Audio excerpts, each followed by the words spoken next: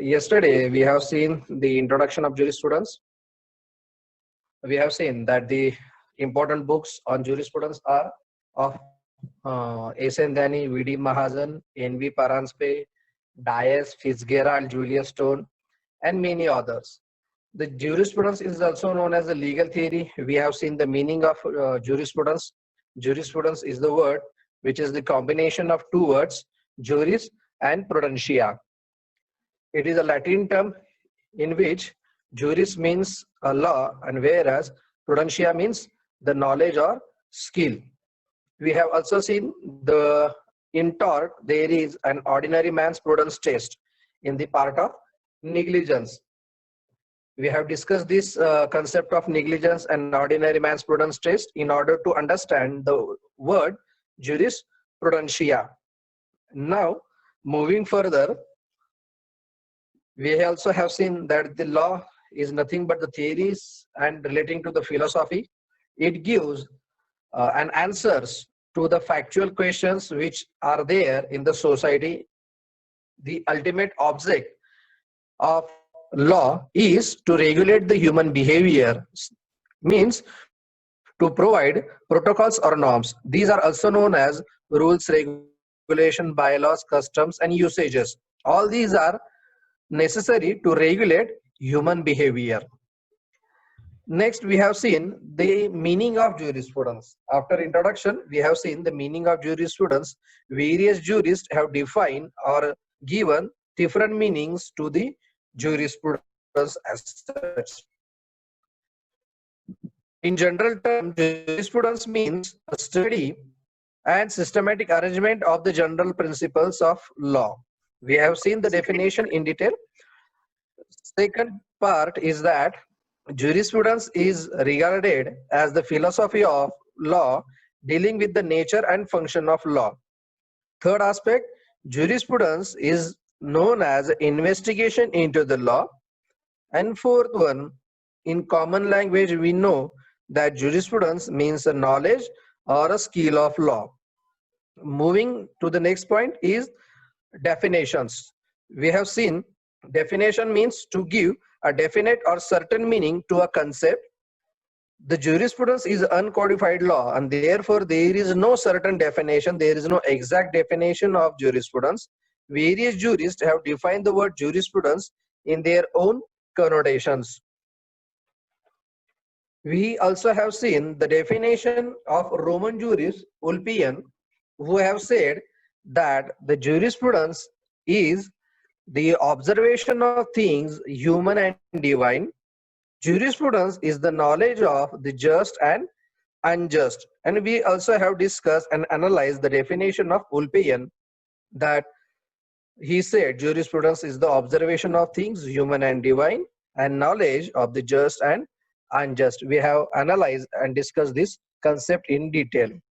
Now moving further, we'll see the definition of jurisprudence given by other jurists.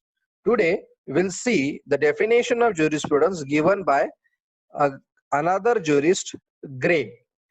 He was a professor teaching jurisprudence, and he defined the jurisprudence as jurisprudence is the science of law. Everybody is agreed that the jurisprudence is a science of law. The statement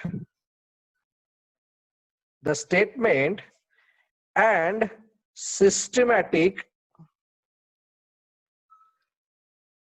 arrangement of the rules, systematic arrangement of the rules followed by the court. Here he has given the object of rules followed by court, and the principles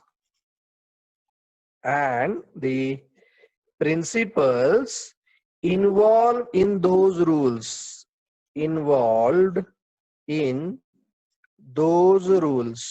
This is a very important definition of jurisprudence given by Professor Gray. He is a professor teaching law and therefore he defined the jurisprudence in an apt manner.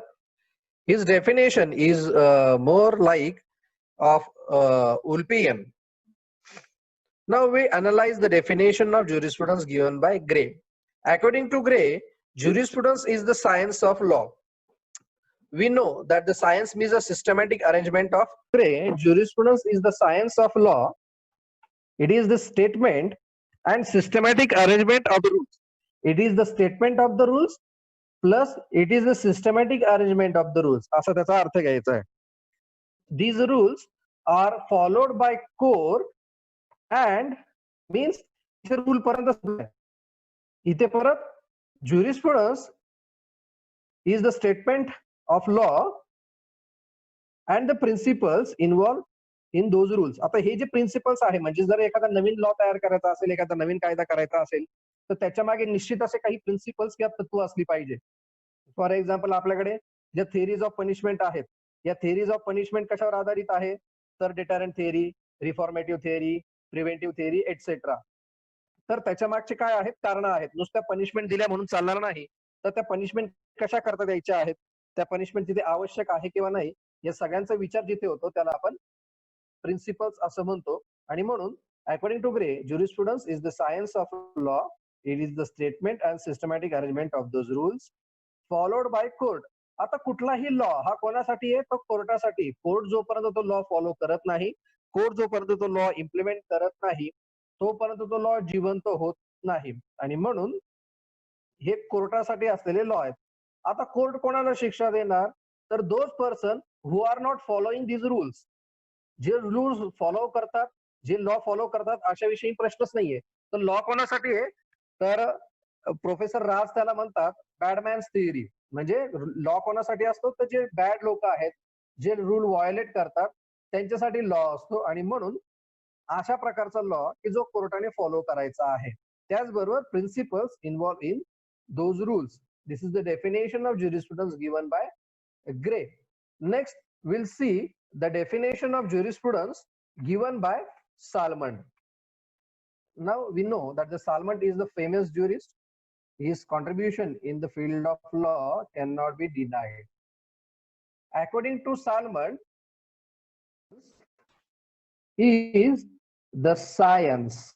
He also said it is a science, but of the first principles of the civil law, of the first principles of civil law. या ठिकाणी थोडीसे difference आहे, ही definition आपण बघूया. First principles of civil law.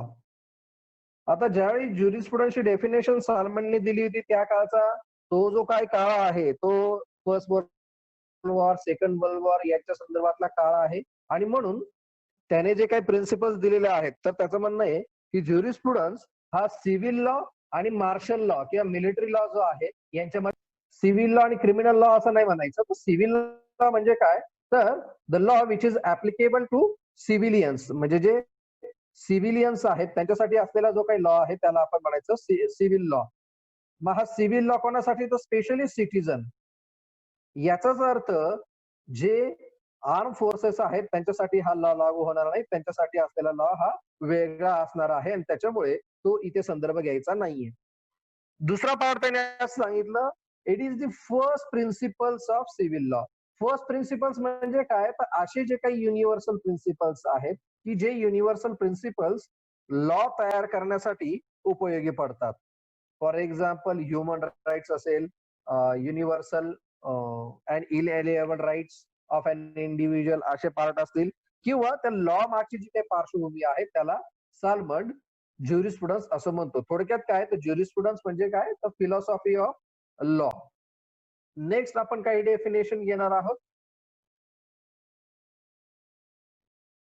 According to John Austin, according to John Austin. आता यांचा जो काही contribution आहे ज्यावेळी आपण पॉझिटिव्हिझम बघू त्यावेळी आपण बघू.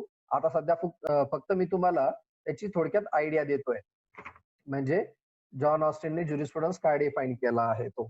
तर jurisprudence according to John Austin is the philosophy of positive law. Philosophy of positive law.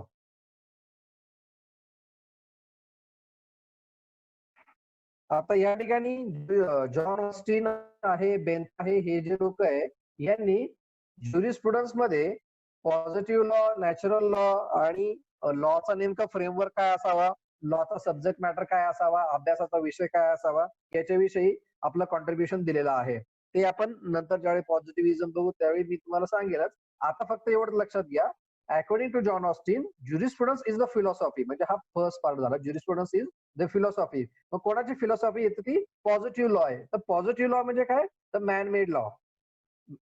याच्या आधी काय व्हायचं, नॅचरल लॉ होता, म्हणजे लॉ हा देवाने दिलेला आहे किंवा गॉड मेड आहे असं समजलं जायचं. तर त्याला या साल्मनने विरोध केला आहे आणि त्याचं म्हणणं असं आहे की कुठलाही लॉ नाहीये की जो गॉड मेड लॉ आहे किंवा नॅचरल लॉ आहे. तर माणसाने माझ्यासाठी लॉ तयार करणं गरजेचं आहे. म्हणजेच काय, माणूस कसा लॉ तयार करणार, तर जी पॉलिटिकल सुपिरियर अथॉरिटी आहे त्या पॉलिटिकल सुपिरियर अथॉरिटीने जे पॉलिटिकल इन्फेरियर सब्जेक्ट्स आहेत त्यांच्यासाठी लॉ तयार करायचा आहे. म्हणजेच काय, जी प्रजा आहे किंवा जे सिटीजन्स आहेत त्यांच्यासाठी लॉ तयार करायचा आहे. म्हणजेच हा लॉ जे लॉ तयार करणारे लोक आहेत पॉलिटिकल सुपिरियर त्यांना लागू होणार नाही असं या जॉन ऑस्टिनचं म्हणणं होतं. थोडक्यात काय, तर इंग्लंडमध्ये king can do no wrong हे प्रिन्सिपल असल्यामुळे त्यांनी ही डेफिनेशन सुचवली. मात्र ही डेफिनेशन तशी ऍप जरी असली तरी इथे फक्त पॉझिटिव्ह लॉ म्हणून चालणार नाही. Jurisprudence is the philosophy of positive law. फक्त पॉझिटिव्ह लॉ पुरता त्यांनी आपला लॉ मर्यादित ठेवला किंवा ज्युरिस्प्रुडन्स मर्यादित ठेवलाय. मॅनमेड लॉ म्हणजे काय, तर law made by political Superior authority. मग पॉलिटिकल सुपिरियर अथॉरिटी कुठे असते, तर आपल्याकडे जर म्हटलं तर आपण पार्लमेंट म्हणतो त्यांना, किंवा लॉ मेकिंग अथॉरिटी, पार्लमेंट असेल, एक्झिक्युटिव्ह अथॉरिटी असेल किंवा ज्युडिशियल अथॉरिटी आहे. जे पॉझिटिव्ह माणूस माणसासाठी लॉ तयार करतो त्याला पॉझिटिव्ह लॉ म्हणतो. म्हणजे तिथे नॅचरल लॉ, गव्हर्नमेंट लॉ म्हणजेच मोरल्स, एथिक्स, तसंच नॉर्म्स किंवा कस्टम्स आणि युसेजेस यांना कुठलंही स्थान नाहीये अकॉर्डिंग टू जॉन ऑस्टिन. तर त्याच्याशी ज्युरिस्प्रुडन्सचा संबंध नाहीये, ती एंटायर डिफरंट फील्ड आहे असं ऑस्टिन समजतो आणि म्हणून तो म्हणतो jurisprudence is the philosophy of positive law. Moving further, we'll take the definition given by Holland. Holland काय म्हणतो आपण बघूया. तर sir Thomas Holland defines jurisprudence as the formal science of positive law. जे ऑस्टिनने सांगितलं तेच यांनी सांगितलं. काय म्हणतात, jurisprudence is the formal science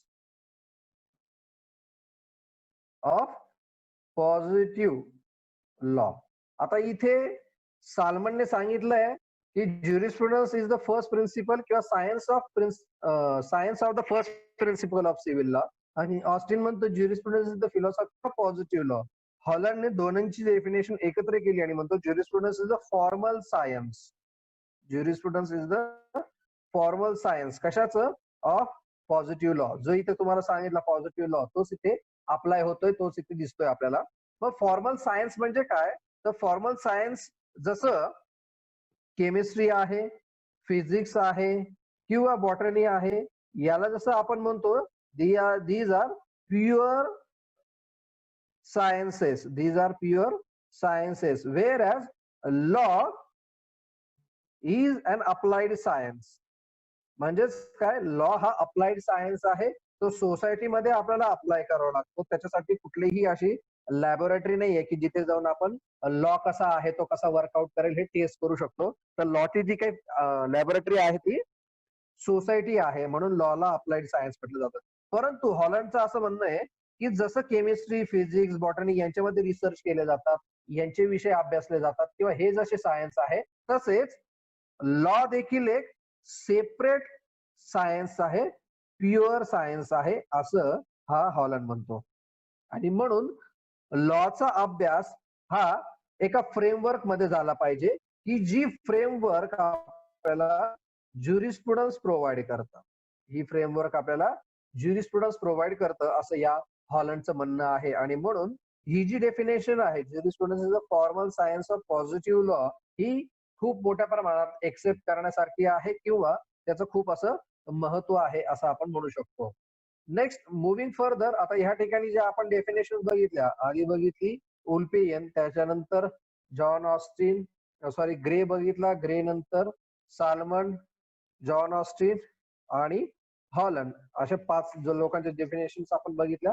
त्यानंतर पुढची जे डेफिनेशन्स आहेत ती आपण बघणार आहोत doctor C K Allen.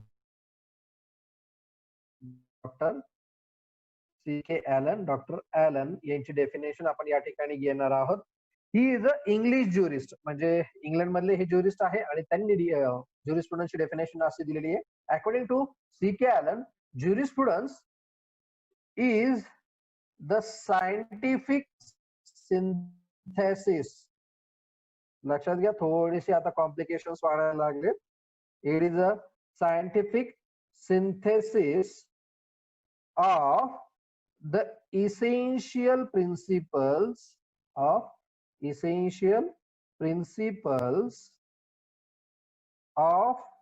law. आता ही जी डेफिनेशन दिलेली आहे ती आपण थोडीशी एक्सप्लेन करूया किंवा बघूया. काय म्हणतोय तो doctor C K Allen. According to doctor C K Allen, jurisprudence is a scientific synthesis कशाचं? Of essential principles of law. म्हणजेच law not necessary a positive law. Law हा फक्त पॉझिटिव्ह लॉच असेल असं नाही, तो नॅचरल लॉ असेल, सोशल लॉ असेल, कुठल्याही संदर्भातला सिव्हिल लॉ असेल, क्रिमिनल लॉ असेल, मार्शल लॉ असेल, असा कुठलाही लॉ असेल. परंतु आपल्याला फक्त लॉ बघायचा नाही.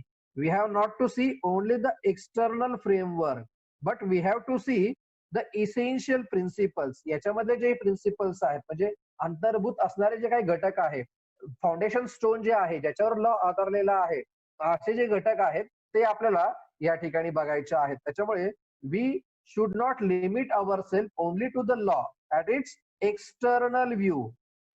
म्हणजे लॉचा फक्त एक्सटर्नल आस्पेक्ट आपल्याला बघायचा नाहीये, तर आपल्याला काय बघावं लागेल? इसेन्शियल प्रिन्सिपल्स म्हणजेच काय, इंटरनल आस्पेक्ट जे आहे लॉचे ते देखील बघायचे आहे.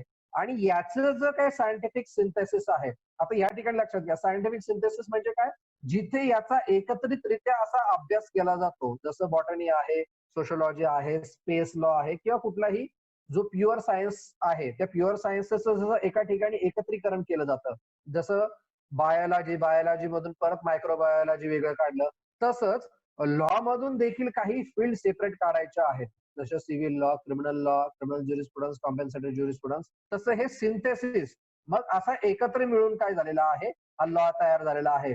मग इथे फॉरेन्सिक सायन्स असेल, इथे सिव्हिल सायन्स असेल, इथे इंटरनॅशनल लॉ असेल, किंवा असे वेगवेगळे जे आस्पेक्ट आहेत त्यांनी बनून मिळून हा ज्युरिस्प्रुडन्स तयार झालेला आहे, असं डॉक्टर ॲलन यांचं म्हणणं आहे, की जे खूप मोठ्या प्रमाणात एक्सेप्ट केलं गेलं सगळ्यांकडून. Moving further, the definition given by another jurist, Keaton. According to Keaton, jurisprudence is the study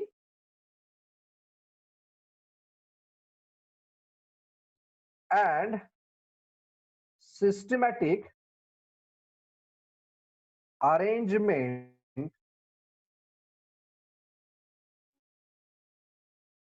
of the general principles of law. General principles of a law. This is another definition given by a famous jurist, Keaton.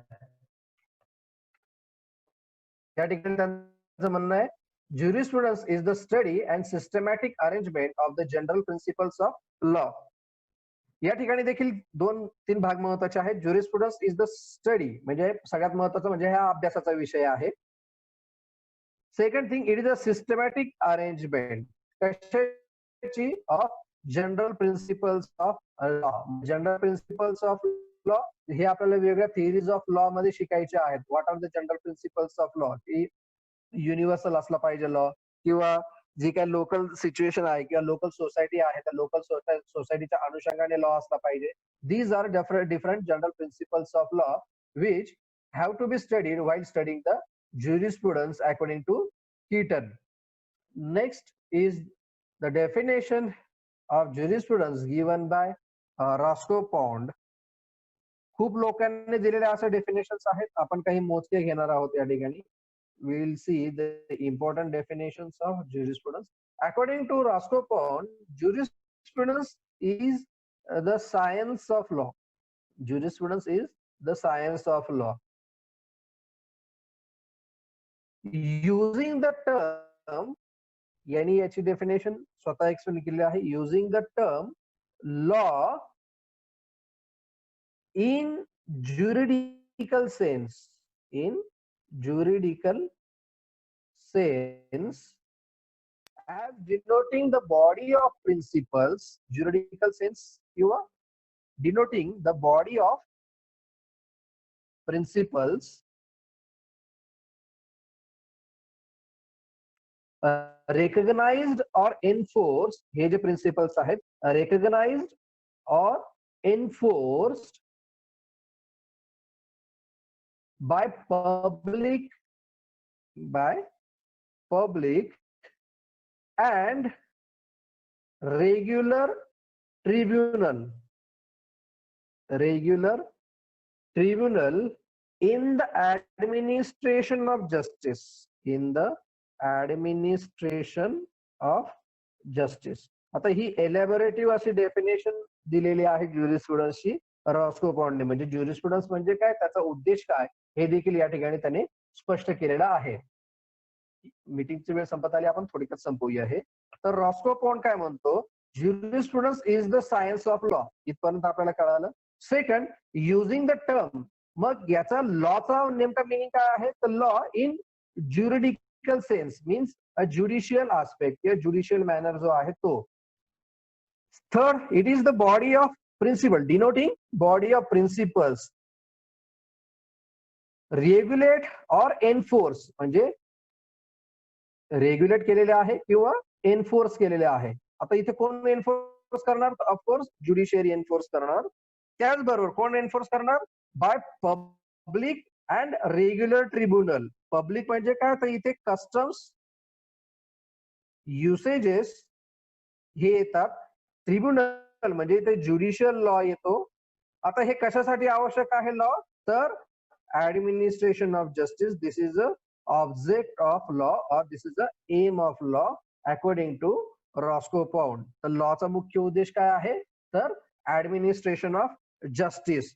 मग law हा body of principles आहेत, म्हणजे वेगवेगळे जे काही principles पृथ्वी तलावर किंवा वेगळ्या ठिकाणच्या लोक सोसायटीमध्ये आपल्याला आढळून येतात, ते सगळे एका ठिकाणी आणण्याचं काम ज्युरिस्प्रुडन्स करत असतो आणि म्हणून त्याला सायन्स म्हटलेलं आहे. प्लस हे जे प्रिन्सिपल्स आहेत ते आवश्यक आहे कशासाठी, टू रेग्युलेट ऑर माणसाचं human behaviour, to regulate human behaviour, to control human behaviour, as well as to enforce these principles. These principles, these rules can be enforced by public. मग public कधी enforce करते, तर by way of customs and by way of usages. त्याचबरोबर by tribunals म्हणजे court किंवा judicial system असं त्यांना म्हणायचं आहे रॉस्को पॉन्डला या ठिकाणी. आणि हे कशासाठी एन्फोर्स करायचे आहे, तर for the purpose of administration of justice या ठिकाणी घ्यायचे आहेत. तर these are different definitions of jurisprudence given by different jurist. लक्ष झालं का सगळ्यांना? आज आपण वेगवेगळ्या प्रकारचे डेफिनेशन्स बघितले आहेत. ओके, कोणाला काही प्रश्न असतील तर आता आपण प्रश्न घेऊया. आपल्याकडे 5 मिनिटं शिल्लक आहेत. नम्रता कुंभार काही बोलायचं आहे?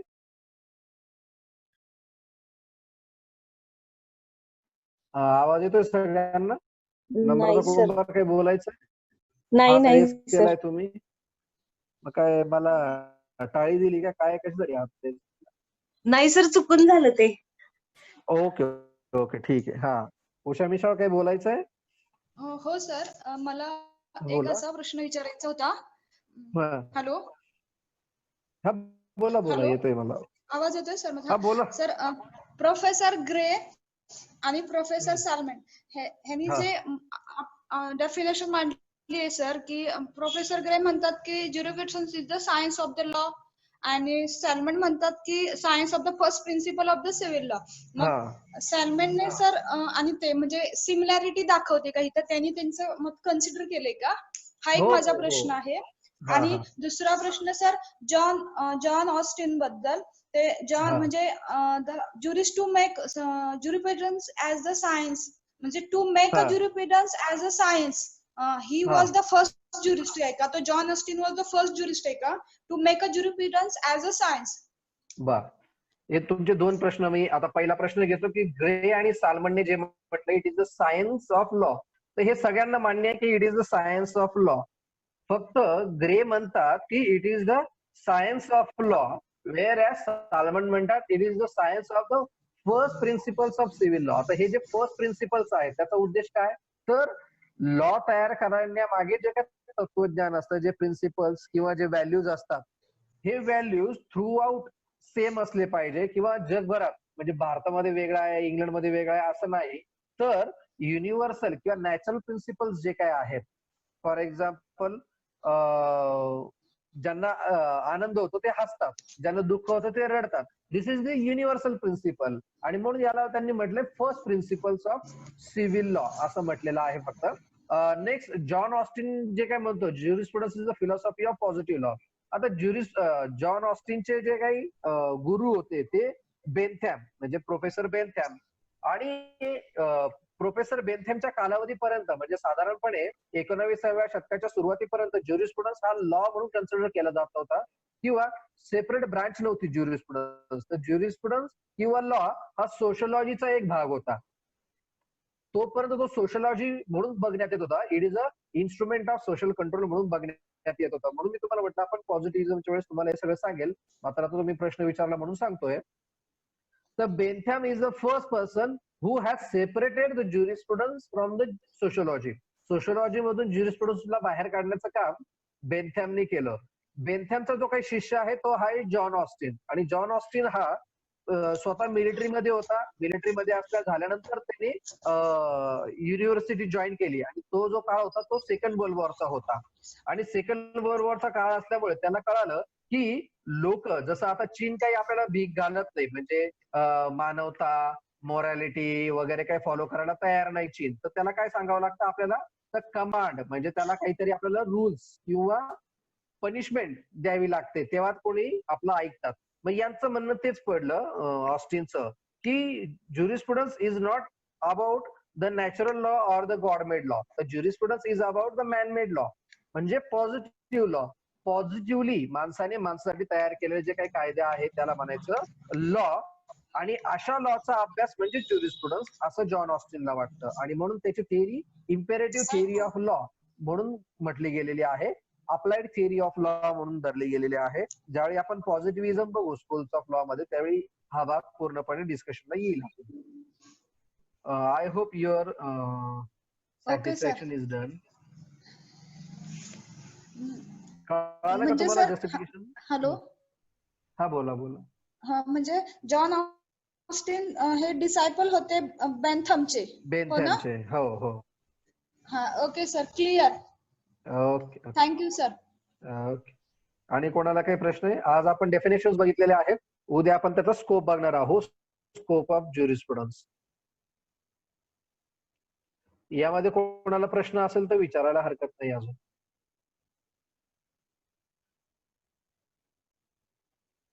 आहे प्रश्न कोणाला काही? 1-2 मिनिटं आपल्याकडे शिल्लक आहेत अजून. प्लीज प्रश्न विचारत चला, म्हणजे थोडस इंटरॅक्टिव्ह होतं, मलाही कळतं की मुलं सिरियसली ऐकतायत.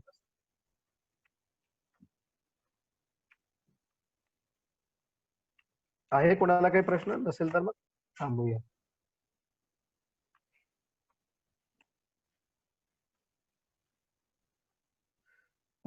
ठीक आहे, कोणाला प्रश्न नाहीये. मी माझ्याकडून थोडस सांगतो की ज्युरिस्प्रुडन्स हा जो विषय आहे हा फक्त पुस्तकापुरता बघू नका.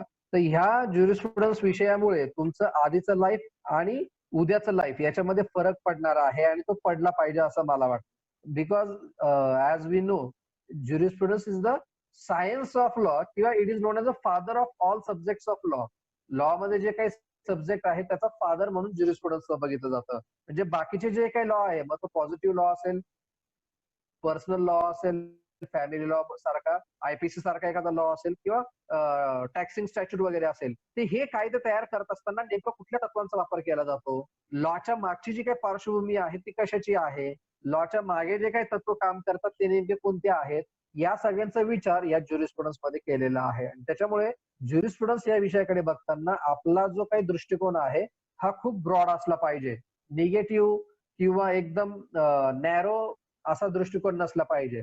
पहिली गोष्ट, ज्युरिस्प्रुडन्स हा कुठलाही कोडिफाईड लॉ नाहीये, तर हा अनकोडिफाईड लॉ आहे आणि ही डेव्हलपिंग ब्रांच आहे. असं नाही की हे म्हणजेच ज्युरिस्प्रुडन्स, ते म्हणजे ज्युरिस्प्रुडन्स. प्रत्येकाला वेगळं वाटू शकतं, फक्त त्यांनी आपलं जे काही म्हणणं आहे त्याला लॉजिकल असा बेस दिला पाहिजे. जसं आता सपोज आपण जर घेतलं, काल आलेली नॅशनल एज्युकेशन पॉलिसी, 34 वर्षानंतर आपली शिक्षण व्यवस्था बदलावीशी का वाटली शासनाला, किंवा त्याचे जे काही वेगळे अध्यक्ष होते, कस्तुरीरंगन सर असतील, बाकीचे मेंबर्स असतील नॅशनल एज्युकेशन पॉलिसीचे, त्याने भारतामधली जी काही एज्युकेशन सिस्टीम आहे, आतापर्यंत आपण 10+2+3 या सिस्टीम मध्ये अभ्यास करत होतो. इथून पुढच्या काळामध्ये युनिव्हर्सिटी मल्टीडिसिप्लिनरी होणार आहे, लॉ फक्त लॉ न राहता मल्टीडिसिप्लिनरी होणार आहे. त्यानंतर प्रत्येक सिस्टीम मध्ये एक मल्टीडिसिप्लिनरी अप्रोच, म्हणजे लॉ बरोबर सायन्स, लॉ बरोबर टेक्नॉलॉजी, लॉ बरोबर स्पोर्ट्स, लॉ बरोबर स्पेस सायन्स, अशा प्रकारचे मल्टीडिसिप्लिनरी आस्पेक्ट घ्यावे लागणार आहेत. हे का करावं वाटलं त्यांना, तर लॉचे जे काही आस्पेक्ट्स आहे हे दिवसेंदिवस बदलत चाललेले आहेत. लॉकडे बघण्याचा जो काही लोकांचा नजरिया आहे हा दिवसेंदिवस बदलत चाललेला आहे. मग लॉ अजून सक्षम कसा करावा,